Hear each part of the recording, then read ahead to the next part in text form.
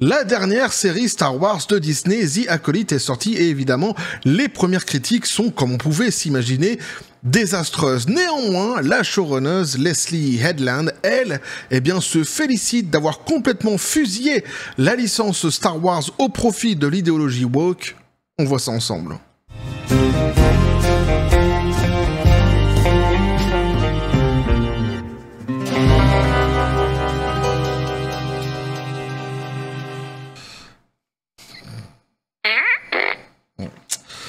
Voilà. Pas mieux. Petit café les copains. Bah ouais, mais quand je fais intervenir comme ça le pistolet à prout en début de vidéo, ce n'est jamais arrivé. Ah, c'est un jour révolutionnaire sur cette même chaîne. N'hésitez pas à le marquer quelque part, à le noter sur un calepin, sur un carnet, que sais-je, sur les pommes de vos mains même. C'est la première fois que le pistolet à prout s'est exprimé avant moi. Et en plus, dans l'introduction des vidéos, juste avant le petit café des copains, c'est dire à quel point ce sujet me rend chafouin, me fout en l'air en réalité, même si je vais le traiter avec un petit peu d'humour comme toujours. Puis en plus, je voulais faire débuter le pistolet à prout puisqu'il est tellement limpide quelque part. Tu vois, ce qu'il dit ne souffre d'aucune contestation, c'est clair. Et en tous les cas, moi, je suis tout à fait d'accord avec lui. Il est très, très, très pertinent. En règle générale, je le fais intervenir uniquement en fin de vidéo pour qu'il donne son dernier mot. Parfois, durant la lecture d'un article, il intervient par lui-même. Il est un petit peu comme ça et il fait ce qu'il veut. Tu vois, il est libre, hein, un petit peu comme Max, lui aussi. Mais cette fois-ci, je l'ai fait débuter parce que oui, le sujet me fout en l'air. On va voir ce qu'il en est ici exactement. La licence Star Wars se fait complètement fusiller par, la showrunneuse Leslie Headland, celle qui est donc à la tête de ce fameux projet The Acolyte. Et souvenez-vous, c'est celle qui avait été défendue dernièrement dans la presse par Kathleen Kennedy, la boss de Star Wars chez Disney. Il n'y a rien qui va dans cette phrase, on est bien d'accord. Kathleen Kennedy, la boss de Star Wars chez Disney. Mais c'est comme ça. C'est la réalité dans laquelle nous vivons tous. Faut faire avec, c'est notre fardeau. Il va pas y avoir Queen Mallory qui va venir te sauver les miches en te faisant slider vers un autre monde parallèle. Non. On va se cogner du Kathleen Kennedy pendant encore un moment et on s'en cogne encore aujourd'hui. N'en déplaise à certains. Et moi le premier, tu t'en doutes bien. Donc Kathleen Kennedy qui défendait Headland en disant que, souvenez-vous, elle avait beaucoup de mal à vivre les critiques autour de la fameuse série, qu'il fallait l'aider, quasiment elle était dépressive, tu vois, la meuf, fallait la supporter, faisant fi évidemment des milliers de fans et du grand public qui nous disaient qu'il ne voulait absolument pas de cette série complètement wokisée. Non, ça, elle s'en foutait complètement. Elle avait même déjà commencé à sortir la machine à insultes, en insultant tout le monde, de misogyne, de raciste, quiconque émettrait des critiques négatives. Vous n'irez pas jeter un œil à cette série, justement. Ils étaient déjà rhabillés pour l'hiver. Tiens, d'ailleurs, en parlant de rhabillés pour l'hiver, Kathleen Kennedy, je vous avais demandé de trouver des petits sobriquets, des petits surnoms. Vous en avez trouvé pas mal. J'ai commencé à en noter quelques-uns. Ils sont pas tous là, mais j'ai commencé à noter ceux qui me plaisent le plus. Il y en a qui m'ont fait vraiment rire. Je vous en parlerai évidemment à la fin de la vidéo. Vous êtes fort créatifs une fois de plus.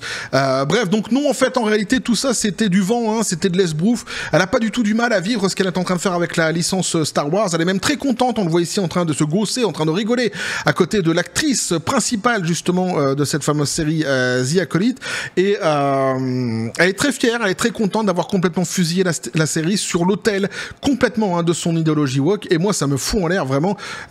C'est un truc de dingue parce que tu vois, on a vu ensemble pas mal de productions de séries, de films qui étaient complètement wokisés, des licences chères à notre enfance qui étaient complètement wokisées, c'est vrai, mais ici c'est Star Wars, tu vois, et la manière dont ils ont complètement fusillé la série, la licence avec cette série, ça me fout en l'air. Je trouve ça vraiment, c'est dégueulasse en vrai. Il y a un mépris complet pour tout en fait, pour l'œuvre de base, pour les fans. En fait, parce que si tu veux, le souci c'est que comme je l'ai dit, il y a pas Queen Mallory qui va venir nous sauver les miches. Cette réalité, elle existe. Donc cette série, elle existe. On a beau dire, elle n'existe pas, on veut pas la voir. Moi, j'irai pas la voir et je me contenterai de me dire dans ma tête, dans le coin de ma caboche, que ça n'existe pas. Mais si, ils l'ont fait en fait. Ils ont fait ça avec Star Wars et moi, ça me, mais en tant que fan de la licence, ça me fout en l'air. Donc on va voir ce qu'il en est exactement ensemble, donc avec cet article-ci. Puis j'ai quelques autres articles à côté qui sont aussi intéressants, qui vont nous apporter quelques autres informations, notamment concernant cette fameuse actrice principale, pour voir un petit peu ce qu'elle a pu dire par le passé. Elle a tenu certains propos qui sont très ancrés côté woke de la force, qui sont très côté raciste du côté woke de la force, puisque le wokisme est connu pour être une idéologie 100% raciste, donc forcément. Ici on va voir que elle n'y échappe pas et ça explique aussi pourquoi quelque part Disney a choisi donc cette actrice-ci. Donc on nous dit Dans le plus grand calme, évidemment. Leslie Headland, la showrunner de The Acolyte, déclare que le public des avant-premières salue régulièrement la série comme étant la guerre des étoiles la plus gaie. C'est-à-dire que de tous les Star Wars qui ont été faits, c'est le Star Wars le plus gai. Et elle est contente. Elle est fière. Évidemment qu'elle est fière, c'est exactement ce qu'elle voulait. Eh oui. Selon donc la showrunner Leslie Headland, ceux qui étaient là pour l'avant-première de The Acolyte, lorsqu'ils en sont sortis, eh bien lui on dit que c'était pour eux le Star Wars le plus gai jamais conçu. L'ancienne assistante d'Harvey Weinstein, sacré pèlerin, dis donc, a abordé donc le sujet en s'adressant à Drew Taylor de The Wrap pour la promotion de la première de la série à venir. À la question de Taylor, c'est sans doute le Star Wars le plus gai et de loin. Êtes-vous enthousiasmé par cela et l'acceptez-vous? Êtes-vous enthousiasmé par comment tout cela va devenir un sujet de discussion? Bon, ça c'est la journaliste qui lui pose la question. La showrunner donc a commencé sa réponse en repoussant d'abord en disant ce n'est pas le Star Wars le plus gai, avant de se demander est-ce que ça va être vraiment un sujet de discussion? Évidemment que ça va devenir un sujet de discussion, et évidemment que c'est aussi ce qu'elle veut, puisque le matériel source Star Wars, ils s'en foutent complètement. Mais ils s'en battent les Pokéballs, mais d'une puissance, tu vois, ça pourrait être Gabi, l'ami des tout petits, là, mais si, je sais plus c'est quoi le titre du dessin animé, là, tourne le bouton tourne, il te chante des chansons. Fais pas semblant. Hein, je sais bien que toi aussi, t'as apprécié ce dessin animé. Ça pourrait être ça, tu vois, ça pourrait être n'importe quoi. Il y avait quoi aussi quand tu fermes les yeux, tu devines le merveilleux, je sais plus c'était quoi ça aussi. C'était des dessins animés à la con, ça pourrait être tout ça, tu vois. Ça serait pareil. Ça serait pareil, pour eux, ils s'en foutent complètement, tu vois, c'est Star Wars, donc c'est bon pour la tronche des fans, en fait. C'est bon pour la tronche des fans, c'est bon pour nous. Hein, c'est bien, ils ont été chercher une licence bien connue, bien réputée, bien puissante, comme ça, pour bien la fusiller, bien marcher dessus, bien marcher sur la tronche des fans, pour balancer leur propagande idéologique, c'est exactement ça. C'était quoi déjà? C'est Clémentine, quand tu fermes les yeux, tu devines le merveilleux. Le générique, souviens-toi. À son tour, donc, à la star de la série, Amanda Stenberg, elle-même interviewée aux côtés de Headland, a expliqué, alors là, c'est génial, au showrunner, que le sujet allait devenir un sujet de discussion parce que les nerds sont des gays. Les nerds sont des gays. Alors peut-être que toi-même, tu vois, t'es un petit peu un passionné d'informatique chez toi, tu vois, tu te considères un petit peu comme un nerd. Peut-être même es-tu en couple avec une personne du sexe opposé chez toi. Peut-être même es-tu marié avec cette personne et as-tu des enfants. Eh bien, sache que tu es gay. Si tu es gay. Évidemment que tu es gay. Et tu n'as pas le choix en plus. Pourquoi? Parce que derrière, justement, réagissant à l'enthousiasme de l'actrice, Taylor, donc la journaliste, a répondu en précisant, eh bien, certains nerds, en fait, ne sont pas gays et ne se sentent pas à l'aise, justement, avec les trucs gays. À ce à quoi Stenberg a admis, eh ben, c'est vrai, mais dans mon monde, les nerds sont gays. Point final. Possibilité de discussion, zéro. Ah, c'est comme ça, c'est dans son monde. Ah. Mais ça démontre quand même l'état d'esprit de ces gens, quoi. Il n'y a pas de discussion possible avec eux, en fait. C'est comme ça. Dans leur monde, c'est comme ça. Les nerds sont gays. Bon, bah voilà. C'est une vérité établie selon elle, vérité universelle. Alors, offrant donc sa réponse, Headland a ensuite affirmé « Non, je ne pense pas ». Alors ça, c'est fabuleux. Je ne pense pas. Donc, elle ne pense pas que ce Star Wars-ci soit le Star Wars le plus gay. On en est là. Hein. C'est-à-dire qu'en fait, il n'y a aucune discussion sur le scénario ni rien. Ce qui intéresse vraiment principalement les journalistes et ici, donc, la showrunner et l'actrice, c'est de parler de la propagande LGBT, de la propagande woke dans la série. Il n'y a que ça, en fait, en vrai, comme sujet de discussion. Donc, elle dit « Je ne pense pas donc, que donc ce soit le Star Wars le plus gay qui ait jamais existé. Pourtant, les gens m'ont dit que c'était le Star Wars le plus gay. Et franchement, a-t-elle ri à Taylor Stenberg je suis dedans. » Donc, je résume, parce qu'ici, il n'y a rien qui flotte. Hein. Le bateau ne flotte pas. La pensée en elle-même ne fait pas flotter le bateau. Il faut bien s'en rendre compte tout de même. Elle nous dit donc, je ne pense pas que ce soit le Star Wars le plus gay qui ait jamais existé. Pourtant, il y a des gens qui lui disent que c'est le Star Wars le plus gay qui ait jamais existé. Et dans ces gens, eh ben, elle est dedans. De ceux qui disent que c'est le Star Wars le plus gay qui ait jamais existé. On est dans la contradiction la plus totale. Une fois de plus, ça vous démontre un petit peu la façon de penser de ces gens. J'ai pas de mots, en vrai, tu vois, je pourrais dire stupidité abyssale, j'en sais rien, débilité profonde. Je suis même pas sûr, tu vois, en employant ces termes, que je sois vraiment en phase avec la vérité. C'est, je sais pas. le côté, cette pensée ne fait pas flotter le bateau, c'est peut-être la métaphore la plus jolie que je peux essayer de trouver pour expliquer cette phrase qui va absolument rien dire, qui se contredit en elle-même, et donc en fait on comprend bien in fine que quand elle dit je suis dedans, c'était ce qu'elle voulait, hein, voilà. C'était l'effet escompté. À partir de là, donc un Stenberg. Alors Stenberg, j'ai relevé justement de la part de Stenberg quelques phrases qu'elle a pu sortir par le passé. On va voir ça justement après ensemble. Donc c'est l'actrice principale. Donc elle a défendu le déni de Headland. Alors le déni, qu'elle dénie pas finalement, hein, en observant, je pense que Star Wars, et là c'est the cherry on the cake. La cerise sur le pompon. Écoute bien. Je pense que Star Wars est déjà tellement gay. Je veux dire, as-tu vu les crises ? Nous aimons dire, regardez comme c'est gay. Et là, elle n'est pas en train de parler de sa série The Acolyte, dont on a bien compris que c'était une série LGBT. Y a pas de souci, ça on a compris. Hein, c'est même plus Star Wars. Hein, c'est de toute façon, c'est uniquement la propagande idéologique woke là-dedans. Y a que ça. On a bien compris. Mais non, elle te parle pas de ça. Elle te parle du matériel source. Alors du coup, en plus, on comprend pas bien, parce qu'elle disait que par le passé, justement, George Lucas était raciste, misogyne, patriarcal même, souvenez-vous. Et maintenant, du coup, c'est l'inverse. En fait, tous les Star Wars, elles sont gays depuis le début. S'appuyant donc sur cette anecdote, sur cette anecdote de l'acteur, Headland, donc la showrunneuse, a ajouté en riant, toujours en riant, je sais pas ce qu'ils ont pris, mais ils ont dû prendre quand même un truc de costaud, sans déconner. Là, ils se sont fait plaisir. Je sais pas quelle substance ils ont ingéré, mais ils se sont fait plaisir. Donc elle dit, attention, la showrunneuse, hein, là elle parle à la journaliste. Elle lui dit, êtes-vous en train de me dire avec un visage impassible que C3PO est hétéro ? Je pense qu'il est canon que R2D2 soit lesbienne. R2D2. Ouais, je le fais vachement bien. Ouais, il y a un petit côté soupe au chou quand même derrière. Pour les plus connaisseurs, c'est pas faux, c'est vrai, je reconnais. C3PO et R2D2, ils ont vu une relation gay. C'est des robots. Ça, c'est C3PO. Et R2D2, ils sont complètement timbrés. Ils sont complètement timbrés. Mais en fait, quand t'as dit ça, t'as tout dit, quoi. Je te dis, sans déconner, tu vois, nous, on sera pas sauvés par Queen Mallory, mais eux, ils ont déjà slidé. Hein. Ils sont dans une autre dimension, ils viennent d'une autre dimension, si ça se trouve, tu vois.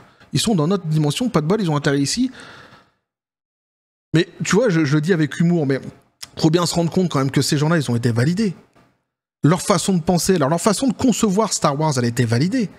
Et elle a été validée par qui ? Eh ben, par Kathleen Kennedy. Eh oui. D'ailleurs, c'est même elle, Kathleen Kennedy, qui avait dit à Headland, ne nous fais pas un show Star Wars, fais-nous un show Headland. Souvenez-vous, dans les dernières déclarations qu'elle avait pu sortir par le passé, il y a quelques temps déjà maintenant. Donc elle savait très bien, en fait, ce que Headland voulait faire. Donc c'est exactement ce que Kennedy voulait.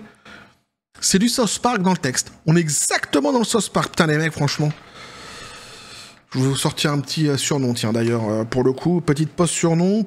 Un des surnoms qui m'avait fait rigoler, Kathleen Kennedy. Ah, ça faisait un petit peu, tu vois, écho à Bob Iger, Kathleen Kennedy. Je vous en donnerai d'autres après.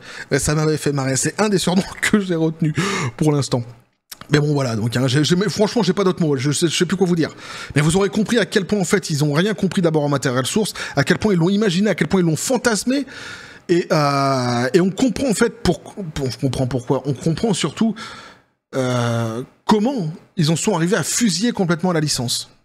Évidemment, si tu penses comme ça dès le début, il y a un problème. Et en plus, c'est en totale contradiction avec les accusations qu'ils avaient eux-mêmes contre George Lucas par le passé. Mais ils sont complètement délirants, en fait. Ils sont complètement barrés. Je t'assure, ils sont perchés, c'est pas possible. Headland, donc, avait précédemment annoncé que The Acolyte présenterait un certain nombre de thèmes LGBT dans l'interview en mai 2023 avec Empire Magazine. Souvenez-vous, on va pas revenir sur tout ce qu'elle avait dit, parce que souvenez-vous, c'était les fameuses déclarations dans lesquelles, par exemple, elle avait dit à un moment donné que ce serait un Star Wars avec un vernis LGBT dessus. En fait, c'est un vernis LGBT dessus avec Star Wars quelque part au loin, quoi, tu vois. Il n'y a plus de Star Wars, hein, à part des vaisseaux. Ouais, il y a des vaisseaux, il y a des sabres laser, peut-être, tu vois. Et c'est tout. Bref, donc pour revenir, pour faire un petit tour concernant l'actrice principale, Mademoiselle ou Madame Stenberg. par le passé, donc elle avait eu quelques petites déclarations. Elle avait joué dans un film qui s'appelait The Hate You Give. On nous dit ici, l'actrice de Star Wars, l'acolyte, donc un The Acolyte, Amanda Stenler, déclare que les blancs qui pleurent étaient en fait l'objectif tout en faisant la promotion de The Hate You Give. Ouais. Si, t'as bien compris, l'objectif de son film, en fait, c'était de faire pleurer les blancs. Alors, tu vois, en fait, je vais même pas revenir sur le synopsis du film parce que je l'avais préparé, machin de ça à côté, mais en fait, on s'en fout. On s'en fout, c'est la phrase en elle-même qui devrait pas exister. C'est ce qu'elle dit, en fait, parce que cette phrase-ci, tu la transposes sur une autre couleur, tout le monde dira c'est du racisme décomplexé et les gens auront raison de le dire, en fait. Mais ici, bah, ça passe crème, y a pas de souci parce que de toute façon, c'est sur les blancs. Donc, par exemple, on nous disait ici, lors d'une apparition dans The Daily Show avec Trevor Noah, en 2018, alors qu'elle faisait la promotion de son film The Hate You Give, Noah a demandé à Stenberg, quand les gens regardent The Hate You Give, avec quoi voulez-vous qu'ils repartent parce que je sais que tout le monde a un sentiment légèrement différent. Elle a répondu, eh bien moi, je veux dire, le but était en fait que les blancs pleurent. Après que Noah ait éclaté de rire, Stenberg a ajouté, c'était donc le but. Elle a rajouté derrière, donc nous avons beaucoup de blancs qui pleurent, ce qui est génial. Je n'ai jamais vu autant de blancs pleurer auparavant, c'est incroyable, a-t-elle ajouté. Donc il y a toujours cette volonté de définir les gens uniquement par leur couleur de peau. Il y a ce côté aussi vindicatif dans le coin de sa tête d'espérer justement de culpabiliser les blancs ici et de les faire pleurer. C'était le but, c'était son objectif et elle se vante en plus qu'il y en a eu beaucoup qui ont pleuré. Donc c'est dégueulasse, hein, c'est du racisme décomplexé, c'est le wokisme, hein, c'est exactement ça. Hein, c'est pour ça que je dis qu'à chaque fois c'est une idéologie de raciste, hein, que ceux qui soutiennent cette idéologie sont les racistes 2.0, faut bien comprendre. Hein. Donc elle a poursuivi, eh bien en ce qui concerne la façon dont cela affecte les personnes de couleur, et là on revient sur l'évangile selon saint Wok. Hein. Vous allez voir, c'est exactement toutes ces phrases de l'évangile selon saint Wok qu'on a déjà pu lire par le passé. Nous voulions que ce soit un espace dans lequel nous pourrions être nous-mêmes et nous voir représenter et nous sentir validés par cela et peut-être traiter certains sentiments que nous n'avons jamais l'opportunité de passer à travers. Donc c'est ça, hein, c'est toujours donc créer un espace où nous pourrions être nous-mêmes, être représentés, être validés. C'est extraordinaire, c'est fou quoi. C'est l'évangile selon saint Wok. Et comme j'ai dit, c'est pareil, alors à chaque fois quand tu lis ça, tu as envie de dire, mais en fait, il y a eu d'autres acteurs noirs par le passé, t'es pas la première quand même, qui ont été eux-mêmes validés, qui ont été même plébiscités, qui ont même été adorés jusqu'à aujourd'hui. On regarde encore même les films. Moi, mes enfants, par exemple, ils adorent les Men in Black. Avec Will Smith dedans, ils adorent Will Smith. J'ai mon fils, par exemple, il adore les chansons de Will Smith, que ce soit Wild Wild West ou justement dans Men in Black, il a 7 ans, tu vois, il s'éclate là-dessus. Il y a eu d'autres acteurs par le passé. T'as envie de leur dire ça, mais ça sert à rien. Ça sert à rien, puisque le passé n'existe pas. Avant l'obscurité, grâce à eux, la lumière. Oh, l'évangile selon saint Wok. Ils sont timbrés. Donc ça, c'était juste pour le petit parallèle, hein, pour montrer un petit peu qui était donc cette personne charmante, hein, au demeurant raciste. Comme le wokisme l'exige. Alors, sur Rotten Tomatoes, ici on nous dit que y avait 88% donc d'avis favorables pour la presse mainstream et 45% lorsqu'ils ont écrit cet article-ci, donc il y a un jour, 45% d'avis favorables pour donc le grand public. Eh bien, ça a augmenté du côté de la presse mainstream. Ah, ils aiment bien, ils plébiscitent, ah, c'est génial, côté Wok de la Force, oui, allons-y. 93%. Par contre, le public, le grand public, eh oui, bah 34%. 34%, c'est une grosse bouse que les gens ne veulent pas voir. En tous les cas, ça ne leur plaît pas du tout, hein, pour ceux qui ont regardé et qui ont justement fait l'effort de regarder et ont donné donc un certain leur avis qu'on va lire ici, hein. J'en ai chopé quelques-uns, on va pas tous se les taper, mais les plus intéressants, notamment le premier qui nous dit pour une lecture de la Haute République, c'était décevant, je suis désolé de dire que Vernestra est incomprise, les costumes, le maquillage, les coiffures et le décor étaient atroces, on est passé où sont passés les 180 millions de dollars du budget, la musique est tout simplement horrible et essaie de copier les préquels pour s'améliorer, des accessoires pour eux pour créer de nouvelles planètes, cependant sont-ils frais, nouveaux et inventifs? Non, pas comme Andor ou le Mandalorian. L'action et la chorégraphie étaient correctes. Il n'y avait aucune émotion derrière tout cela. Donc on est bien sur la pire des séries Star Wars, hein, qui ici le compare donc avec le Mandalorian et Andor. Ah, on n'est pas non plus, tu vois, même si bon, hein, on n'est pas non plus sur des chefs-d'œuvre, hein, faut bien quand même le reconnaître, tu vois, avec le Mandalorian et Andor. Mais même comparé à eux, non. Alors derrière quelqu'un d'autre qui nous dit, je ne sais même pas ce qu'ils essaient d'accomplir avec cette série. C'est sec et ennuyeux. J'ai adoré Andor, j'ai aimé Ahsoka. Mais là, c'est juste non. Donc là, on a quelqu'un qui a l'esprit très très très ouvert, en plus à la base, tu vois, qui a aimé Andor et Ahsoka. Alors Andor peut-être davantage qu'Ahsoka, évidemment, parce que Ahsoka, c'est vraiment une série tout à fait bidon. Andor un petit peu moins. Mais donc voilà, même lui, en fait, ça passe pas. Alors il y a d'autres commentaires, hein. J'ai choisi les plus soft, hein. Encore une fois de plus, j'essaie à chaque fois de prendre le middle, au milieu en fait, hein, entre ceux qui sont vraiment très très très violents, ceux qui sont complètement dans leur bulle woke. Alors ils sont pas nombreux, hein. Ce cas c'est génial, oh dis donc l'évangile Shadow Skywalker nous est apparu. Ils sont pas nombreux, hein. Mais il y en a qui sont beaucoup plus violents, j'ai essayé de choisir un petit peu modéré quoi. Je ne supporte plus la science-fiction moderne, budget énorme. Acteur médiocre et scénariste absolument épouvantable. Oh, Headland, c'est pour toi ça. Je suis juste en train de vérifier tout cela à ce stade. C'est tout simplement terrible. L'écriture et le jeu d'acteurs sont... Les jeux d'acteurs sont lamentables. Donc voilà ce que pouvaient nous dire ici donc les articles, les copains. On va pas aller plus loin. Ça ne sert absolument à rien. Vous avez bien compris ce qu'il en était donc de cette fameuse série. On savait que ça allait être une série qui serait vraiment très médiocre, très mauvaise, très woke. Mais ici c'est encore pire. Alors faut savoir qu'en plus il y a une rumeur qui dit qu'ils ont prévu de faire en sorte que la force en fait soit genrée, c'est-à-dire qu'elle devienne féminine. La force sera féminine forcément. C'est extraordinaire parce qu'ils passent leur temps et leur vie à vouloir juste dire que le genre n'existe pas, mais dès qu'ils le peuvent, en fait, ils genrent quelque chose. Il faut le genrer. C'est fou, en fait, quoi. Et ils essaient de te faire croire que les êtres humains sont asexués, mais ce sont les premiers, en fait, à donner des orientations sexuelles à des robots.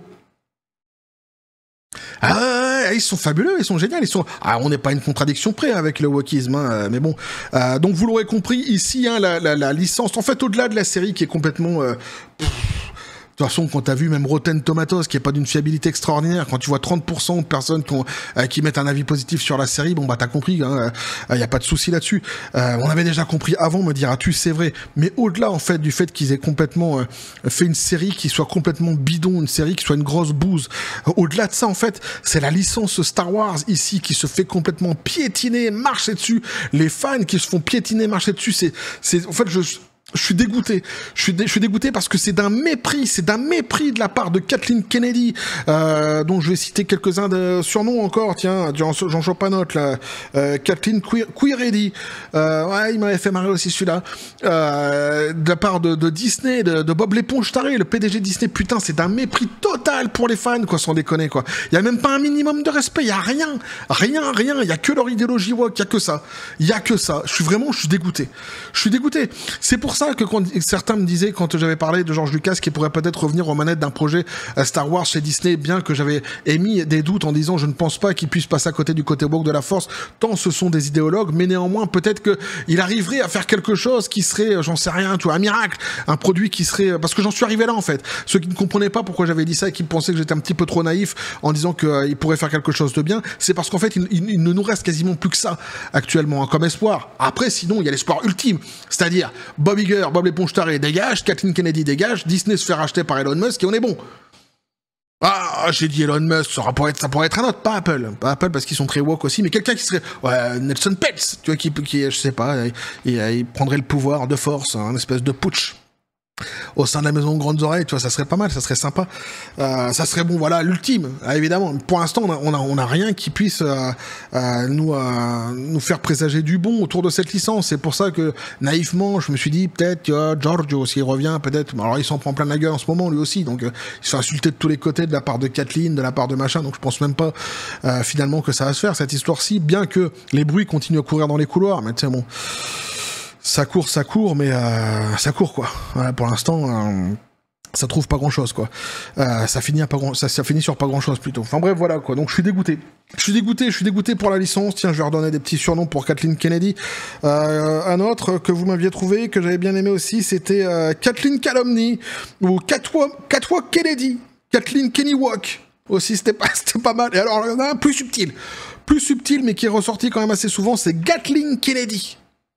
Et ça a été expliqué par l'un d'entre vous qui a justement sorti ce sobriquet, vous êtes plusieurs à l'avoir trouvé, ce sobriquet, qui a dit derrière, car je tire 5000 conneries à la minute. Kathleen Kennedy, j'aime bien.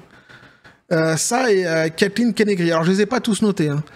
J'en ai encore d'autres dans la besace que je vais noter et à la fin je verrai ceux qui me font le plus rire. Mais vous avez été très créatifs, très inventifs. Et au moins ça m'aura fait marrer. Mais là je suis dégoûté.